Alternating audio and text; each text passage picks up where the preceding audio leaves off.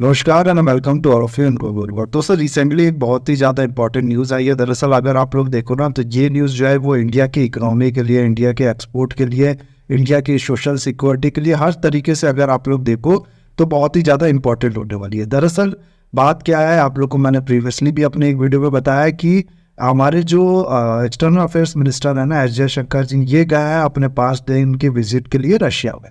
और सबसे पहले तो मेन टॉपिक आने से पहले आप लोग को मैं बताऊं तो हम लोग अक्सर क्या देखते हैं ना कि कोई भी मिनिस्टर किसी कंट्री का या फिर कोई भी लीडर अगर किसी दूसरी कंट्री में जाता है तो होता क्या है कि उसका जो काउंटर पार्ट होता है ना वो उसी के साथ मीटिंग करता है, वही उसको रिसीव करता है, उसी के साथ वो मीटिंग करता है, सारी डिस्कशन आपस में होती है। जो टॉप लीडर्स होते हैं वो केवल दूसरे कंट्री के टॉप लीडर्स को टाइम देते हैं, उनके साथ में बैठते हैं। लेकिन बहुत सी मीटिंग की एस जयशंकर जी ने इन दिनों मैं आप लोग कह सकते हो 25 से लेकर 29 दिसंबर तक इनका टूर है रशिया का।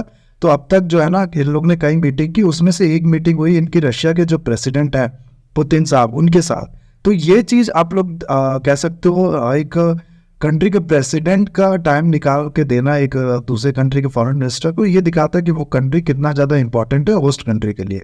इंडिया की इंपॉर्टेंस रशिया के लिए कितनी है ये इससे पता चलता है।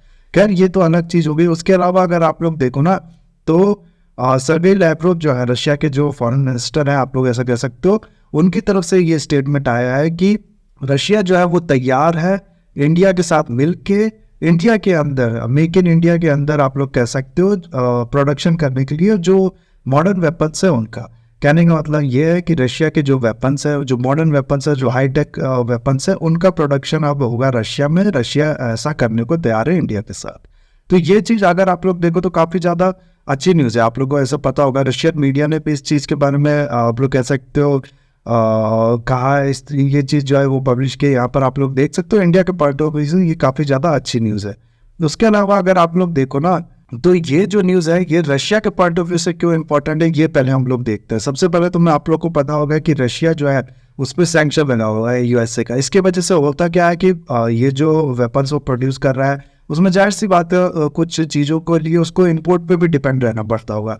कुछ चीज़ें वो बाहर से मंगाता होगा, जैसे कोई मेटल ही हो गया या कुछ भी हो गया, उसको उसको इंपोर्ट भी करना पड़ता होगा अपनी प्रोडक्शन के लिए। लेकिन क्योंकि अब उस पर सैंक्शन लगा है तो जाहिर सी बात है वो इंपोर्ट ये चीज़ कर नहीं पा रहा है और इसीलिए इसका जो प्रोडक्शन है वो भी इसकी वजह से इम्पैक्ट कर रहा है। अब इंडिया के साथ ये इंडिया में अगर प्रोडक्शन होगा तो ये जाहिर सी बात है ये प्रॉब्लम उसको उतनी नहीं आएगी, क्योंकि इंडिया में किसी तरीके का सेक्शन नहीं है। इंडिया आसानी से कुछ भी इंपोर्ट कर सकता है जो भी इसमें लग रहा है। उसके अलावा अगर आप लोग देखो ना तो रशिया यूक्रेन वॉर के चलते हुआ क्या है कि जितना भी उसकी प्रोडक्शन कैपेबिलिटी है वो पूरा उसको इस्तेमाल करना पड़ रहा है अपने डिफेंस के लिए, प्रोड्यूस कर करके वो अपनी आर्म फोर्सेस को देना पड़ रहा है। जितनी भी उसकी प्रोडक्शन कैपेबिलिटी है ना वो सब इसी में इस्तेमाल हो जा रही है। इसीलिए इसको प्रोडक्शन कैपेबिलिटी लगानी है कहीं ना कहीं, तो इंडिया में ये लगा रहा है ताकि इसका जो प्रोडक्शन है ना वो हो सके। और इसका जो भी आप लोग कह सकते हो जो इसका वादा था कि हम लोग इतने साल तक, हम लोग इस साल तक आपको ये सप्लाई कर देंगे वेपन, जो भी कंट्रीज ने इससे खरीद रखा था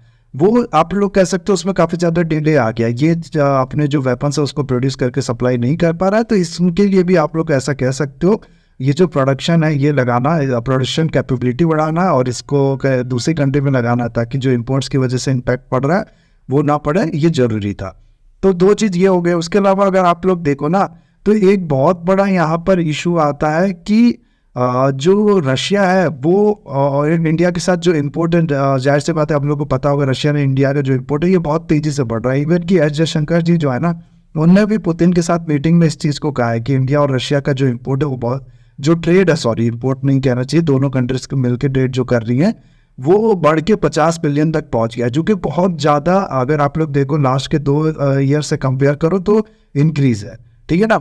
लेकिन इसमें वो क्या रहा है कि ज़्यादातर जो एक्सपोर्ट है ना, मेजोरिटी ऑफ जो ट्रेड है वो है कि रशिया से इंडिया खरीदा है। इंडिया बहुत कम बेचता है रशिया को कोई चीज़, आप लोग ऐसा कह सकते हो। अब इससे वो क्या रहा है कि जो पेमेंट है उसको लेके इशू आ रही है कि पेमेंट कौन सी कंट्री में, कौन सी करेंसी में करे इंडिया रशिया को। रशिया कह रहा है कि हमें आप लोग पेमेंट कर दो चाइनीज़ करेंसी में, लेकिन इंडिया कहता है कि नहीं हम बिल्कुल भी ये तो कर ही नहीं सकते, क्योंकि चाइना हमारा, आप लोग कह सकते हो, एक तरीके से एनिमी कंट्री है।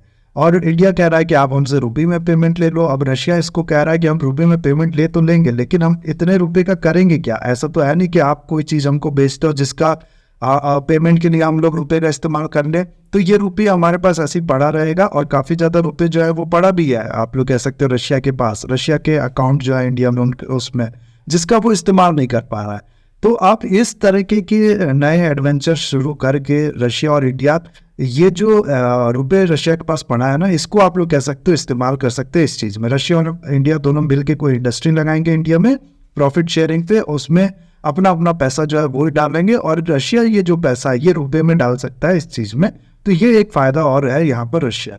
उसके अलावा मेजर प्रॉब्लम देखो रशिया के लिए क्या है, एक टाइम था जब इंडियन जो है ना वो रशिया कहना ठीक नहीं होगा, यूएसएसआर पे 90% ऑफ जो वेपन्स है, जो भी इसकी डिफेंस नीड है, उसके लिए डिपेंडेंट हुआ करता था। लेकिन फिर क्या हुआ कि थोड़े टाइम के बाद जो इंडिया है उसने डाइवर्सिफाई करना शुरू किया अपने आप को, फ्रांस हो गया, यूएसए हो गया, इजराइल हो गया, इनसे वेपन खरीदना शुरू किया, और धीरे धीरे आप लोग कह सकते हो रशिया से कम होने लगा और इन कंट्री से थोड़ा बहुत बढ़ने लगा। आज के टाइम में भी अगर आप लोग देखो ना, तो हमारा मेजर जो सप्लायर है वो रशिया ही। अभी भी 45% ऑफ जो वेपन्स हैं, जो भी डिफेंस के लेके आप लोग कह सकते हो चीज़ें हैं, इक्विपमेंट्स है, वो इंडिया रशिया से ही मंगाता है। जितना भी ये इंपोर्ट करता है उसको 45% जो है वो रशिया से ही आता है।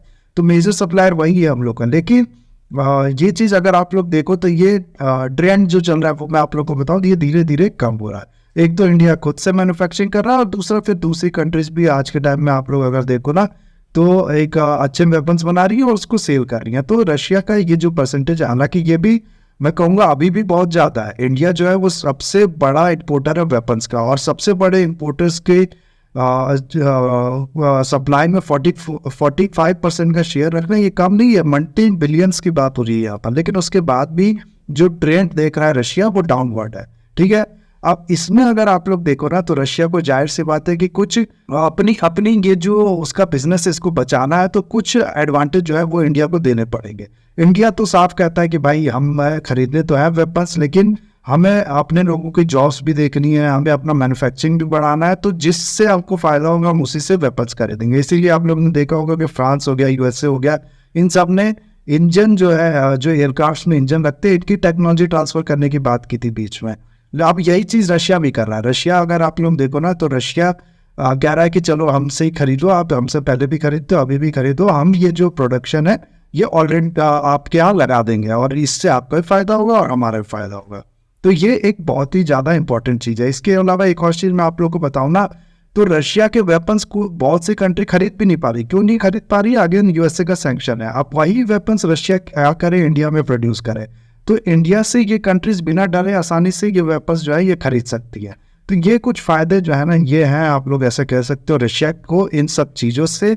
ऐसा नहीं है इंडिया के लिए ये इंडिया को इससे फ़ायदे नहीं, इंडिया को तो बहुत ही ज़्यादा फ़ायदे। सबसे पहले तो हमारे लोगों को जॉब्स मिलेगी, यहाँ मैन्युफैक्चरिंग बढ़ेगा तो जॉब अपॉर्चुनिटी बढ़ेगी, और इसके वजह से हमारे इंजीनियर्स, हमारे साइंटिस्ट, हमारे जो लेबर फोर्स है वो, उनके लिए आप लोग कह सकते हो फ़ायदा होगा। तो इससे इकोनॉमी को भी फायदा होगा, नो डाउट, आप लोग इससे समझ पा रहे हो। प्लस डिफेंस के पॉइंट ऑफ व्यू से भी देखो ना आप लोग, तो कल को किसी कंट्री के साथ कुछ प्रॉब्लम हो जाती है इंडिया की, तो हम लोग ये प्रोडक्शन कैपेबिलिटी हम लोग को केवल बढ़ाना होगा। टेक्नोलॉजी यहीं पर है, प्रोडक्शन कैपेबिलिटी हम लोग को बढ़ाना होगा, और इसका इस्तेमाल करके हम लोग अपने आप को डिफेंड कर पाएंगे। अब यही हम लोग रशिया से ही खरीदते, तो आप लोग ऐसा कह सकते हो कि बहुत ज़्यादा डिपेंडेंट होते हैं उस पर, कि रशिया हो सकता है मना भी कर देता। अब ऐसा तो है नहीं कि आप लोग कह सकते हो कि उसकी कोई मजबूरी नहीं है, उसकी भी कोई मजबूरी होती, और उसकी वजह से हो सकता था वो मना ही कर देता कि नहीं, हम अभी आपको इतना नहीं सप्लाई कर पाएंगे। जब इंडिया वॉर पे होता है किसी कंट्री के साथ, तो इस चीज़ को लेके इंडिया के लिए दिक्कत हो सकती है। इसीलिए हमारे डिफेंस के लिए भी ये जो चीज़ है ये बहुत ज़्यादा इंपॉर्टेंट है। उसके अलावा अगर मैं आप लोग को बताऊँ ना, ऑलरेडी इंडिया का टारगेट है कि हमारा जो डिफेंस एक्सपोर्ट है इसको बढ़ाना है, और इस चीज़ में काफ़ी अच्छा ट्रेंड हम लोग को दिख भी रहा है। ऐसा बताया अभी हाल में इंडिया के जो डिफेंस मिनिस्टर है राजनाथ सिंह जी ने, कि 16,000 करोड़ का हमारा जो डिफेंस एक्सपोर्ट है वो हो चुका है 2022-23 में, और इस चीज़ को अब अगले साल 20,000 करोड़ का करना है, ऐसा इनका कहना है। और आप प्रोडक्शन की बात करें तो हम लोग 1 लाख करोड़ का डिफेंस का जो प्रोडक्शन है वो सिर्फ इंडिया में ही हुआ है। तो आप लोग देख सकते हो ये जो ट्रेंड है ना, ये काफ़ी ज़्यादा पॉजिटिव है, और इसी चीज़ को और भी ज़्यादा बढ़ाने में न्यूज़ से फ़ायदा मिलेगा। तो ये कुछ फ़ायदे हैं इंडिया के लिए। उसके अलावा हो सकता है आपके मन में ये सवाल आ रहा होगा कि अभी तक ऐसा कुछ भी नहीं किया है क्या रशिया और इंडिया ने? तो ये सवाल तो देखो मैं कह रहा हूँ आ रहा होगा, लेकिन बिल्कुल आना नहीं चाहिए। ब्रह्मोस नाम आप लोगों ने सुना होगा, बहुत ही ज़्यादा एडवांस आप लोग कह सकते हो, बहुत ही हाईटेक क्रूज मिसाइल है ये, one of the best cruise missile है वर्ल्ड में इस समय, आप लोग ऐसा कह सकते हो।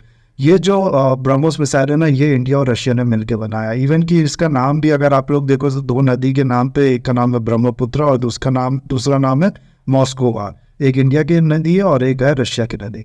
उसके अलावा फिर जो कलाशनिकोव ब्रांड है उसकी भी राइफल्स बनती है। इवन कि मैं जिस प्रदेश में रहता हूँ उत्तर प्रदेश, उसी की एक शहर है अमेठी, वहाँ पर इसका प्रोडक्शन होता है। फिर आप लोग देखो तो मैनपेट्स है, जो आप लोग ने देखे होंगे मूवी पे, कंधे पे रख के जो सोल्जर्स चलाते हैं, एयरक्राफ्ट्स को टारगेट करते हैं, उस तरीके के जो वेपन्स है वो बनाए जा रहे हैं। और भी बहुत से वेपन्स जो है ना, वो सुखोई 30 MK1 जो है वो भी इंडिया में प्रोड्यूस किया जा रहा है, रशिया का वेपन है ये। तो पहले भी इन लोग के जॉइंट वेंचर हुए हैं, लेकिन अब बहुत ही ज़्यादा हाईटेक और बहुत ही लार्ज स्केल पे ये होने वाले हैं, आप लोग ऐसा कह सकते हो। उसके अलावा अपने लास्ट वीडियो पे जो मैंने एस जयशंकर जी के विजिट पे रशिया में जो ये गया इंच पे बनाया था, उसमें मैंने आप लोग को बताया था कि जो कनेक्टिविटी है उसको लेके क्या बात होती है दोनों कंट्रीज़ में, वो देखना मेरे लिए काफ़ी ज़्यादा इंटरेस्टिंग रहेगा। मैं पर्टिकुलरली इस चीज़ को लेके काफ़ी ज़्यादा इंटरेस्टेड था। और इसमें अगर आप लोग देखो ना तो मैं कहूँगा मेरे को जितना सोचा था मेरे को उससे ज़्यादा ही बढ़ के इसमें न्यूज़ मिली। दरअसल हुआ क्या है ना कि यही जो सर्गेई लैवरोव है, इनने कहा है कि दोनों कंट्री मिलके आईएनएसटीसी यानी कि international north south trade corridor जो है, इसको प्रोसीड करने, इस पे फर्दर प्रोसीड करेंगे। अब ये न्यूज़ अगर आप लोग देखो ना तो वो बहुत ही ज़्यादा शॉकिंग न्यूज़ है। क्यों? क्योंकि देखो यूएसए ने सैंक्शन लगा रखा है रशिया पे और ईरान पे। एक तो दोनों कंट्रीज इस प्रोजेक्ट के अंदर आती है, आईएनएसटीसी प्रोजेक्ट के अंदर। इंडिया ने इन्वेस्टमेंट भी कर रखा है ईरान के अंदर चाबार पोर्ट पे।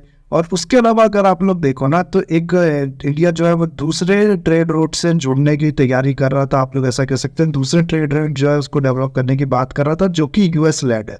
India middle east European corridor आप लोग ने सुना होगा, इसराइल के थ्रू, सऊदी अरेबिया के थ्रू ये इंडिया यहाँ पर जुड़ने की कोशिश कर रहा था। तो ये चीज़ अगर आप लोग देखो तो एक दूसरे का राइवल है, आप लोग कह सकते हो। ये दो ट्रेड रूट, राइवल कहना ठीक नहीं होगा, एक तरीके का दोनों कंपटीशन है, आप लोग ऐसा कह सकते हो। तो इंडिया अभी तक तो इस पे तैयार था। पहले इंडिया था कि चलो चाबार पोर्ट के थ्रू हम ये प्रोजेक्ट डेवलप करेंगे, लेकिन फिर क्या हुआ, यूएसए ने सैंक्शन लगा दिया और बहुत से इसमें प्रॉब्लम आने लगी। तो इंडिया ने ये रास्ता अपनाया। अब इसमें क्या हुआ कि इजराइल हमास का वॉर छिड़ गया, तो इसमें भी दिक्कत आने लगी। अब दोबारा इंडिया ने बात की है रशिया के साथ मिलकर कि हम लोग इस चीज़ पे प्रोसीड करेंगे। तो ये चीज़ अगर आप लोग देखो तो काफ़ी ज़्यादा मैं कहूँगा कि शॉकिंग चीज़ है। इसमें देखना होगा यूएसए कैसे रिप्लाई करता है, क्या बात होती है, यूएसए क्या कहता है इसके बारे में, कुछ कहता भी है कि नहीं, ये भी देखना होगा। उसके अलावा आप लोग देखो ना तो चेन्नई व्लादिवोस्तोक जो है रशिया की सिटी है यहाँ पर ईस्टर्न साइड में, इसके थ्रू भी जो ट्रेड रूट डेवलप करने की बात है उस पर भी इन लोग की बात हुई है। तो काफ़ी फ्रूटफुल अभी तक ये जो मीटिंग है ये रही है। लेट्स सी आगे क्या क्या आता है। अभी ये जो वीडियो मैं करूँगा करता हूँ, और जैसे ही कुछ और इस तरीके की कॉन्क्रीट डेवलपमेंट होगी उसके बारे में भी मैं आप लोग को बताऊँगा। So that's it for the video guys, have a nice day, take care.